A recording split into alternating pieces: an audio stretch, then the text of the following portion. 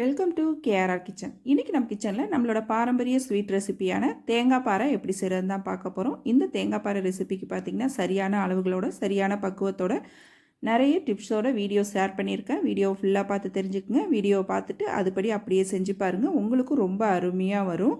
எப்படி செய்கிறது நம்ம வீடியோக்குள்ளே போய் பார்ப்போம். அதுக்கு முன்னாடி நம்ம சேனலை இப்போ தான் ஃபஸ்ட் டைம் பார்க்குறீங்கன்னா சப்ஸ்கிரைப் பண்ணி வச்சுக்கோங்க. கூடவே பெல் சிம்பிள் ப்ரெஸ் பண்ணி ஆளுங்கிற ஆப்ஷனையும் ப்ரெஸ் பண்ணி வச்சுக்கோங்க. அப்போ தான் நான் போகிற வீடியோஸ் எல்லாம் உங்களுக்கு தொடர்ந்து நோட்டிஃபிகேஷனில் ஒன்றுக்கு ஒன்றே கிடச்சிட்டு இருக்கும். இப்போ வாங்க இந்த தேங்காய் பாறை ரெசிபி எப்படி செய்கிறதுன்னு பார்த்துடலாம்.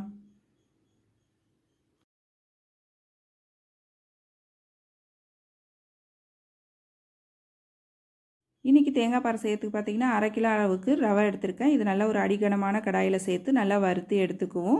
இது கூடவே பார்த்திங்கன்னா ஒரு 2 டீஸ்பூன் அளவுக்கு நெய் சேர்த்துக்கிறேன். நெய் சேர்த்துட்டு அடுப்பு தீயை குறைச்சி வச்சு நல்லா வறுத்து எடுத்துக்குங்க. ரவை வந்து நிறம் மாறக்கூடாது, ஆனால் நல்லா வறுப்பட்டு ஒரு வாசனை வரும், அது வரைக்கும் நல்லா வறுத்து எடுத்துக்குங்க. இப்போ இதை நல்லா அடுப்பை சிம்மில் வச்சு வறுத்து எடுத்துக்குவோம். நல்லா உதிரி உதிரியாக வரும் வறுப்பட்டதுக்கப்புறம், அது வரைக்கும் நம்ம இதை வறுத்து எடுத்துக்கணும்.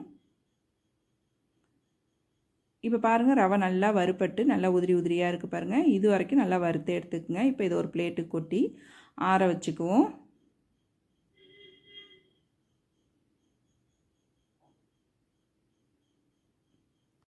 இப்போ ரவையை பிளேட்டுக்கு மாற்றினதுக்கப்புறம் பார்த்திங்கன்னா அதே கடாயில் நம்ம தேங்காய் துருவல் சேர்த்து வறுத்து எடுத்துக்குவோம். தேங்காய் துருவலோட அளவு பார்த்திங்கன்னா நீங்கள் ரவையை வந்து ஏதாவது ஒரு பாத்திரத்தில் அளந்து எடுத்துக்குங்க.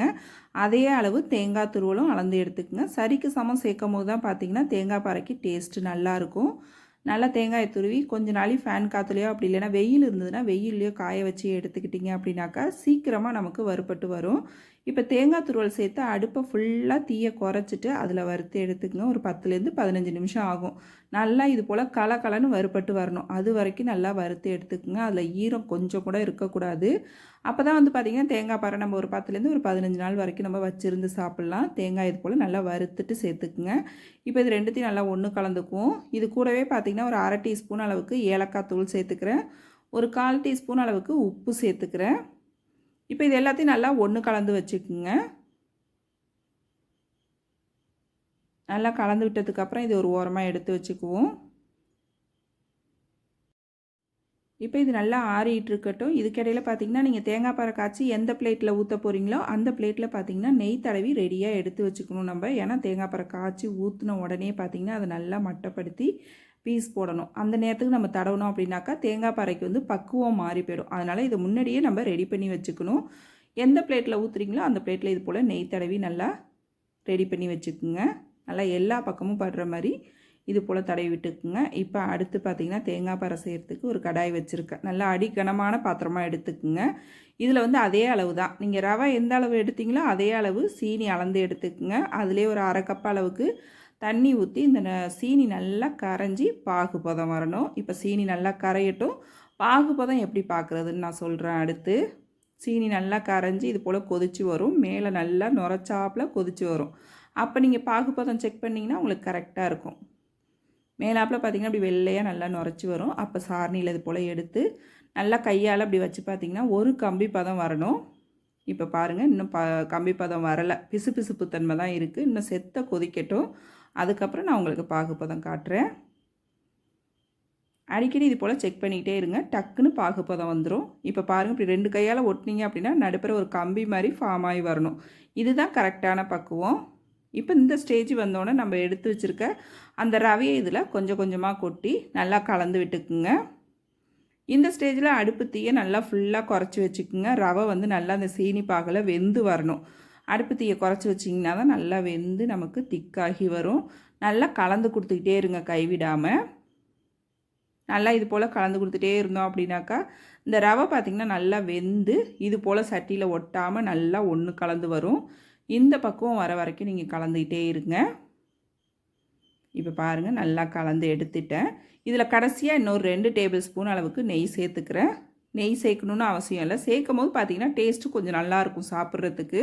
தேவைன்னா சேர்த்துக்குங்க, அப்படி இல்லைன்னா வேண்டியில். நல்லா நெய் ஊற்றி கலந்து விட்டுட்டு உங்களுக்கு பார்த்தாலே தெரியும், நல்லா கடாயில் ஒட்டாமல் நல்லா திரண்டு வருது பாருங்கள். இதுதான் கரெக்டான பக்குவம். இந்த பக்குவம் வந்தோடனே நம்ம பிளேட்டுக்கு மாற்றிடணும். இப்போ பாருங்கள், பிளேட்டில் மாற்றும் போது எப்படி வந்து விழுது பாருங்கள். சரியான பக்குவத்தில் இருக்குது. இப்போ இது நல்லா தட்டில் மட்டப்படுத்திக்குங்க. நல்லா ஓரங்கள்லாம் ஈவனாக இருக்கிற மாதிரி நல்லா கரண்டியால் உடனே இதே போல் செஞ்சுக்குங்க.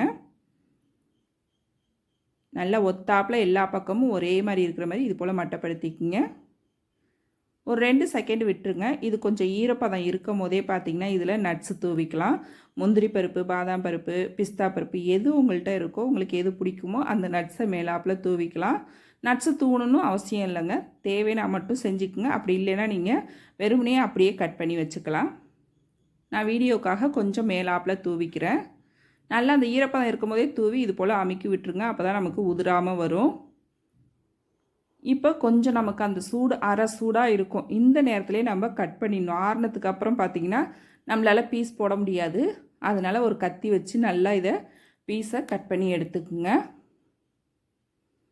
உங்களுக்கு எந்த ஷேப்பில் வேணுமோ அதுக்கு தகுந்த அளவு நீங்கள் கட் பண்ணி எடுத்துக்கலாம்.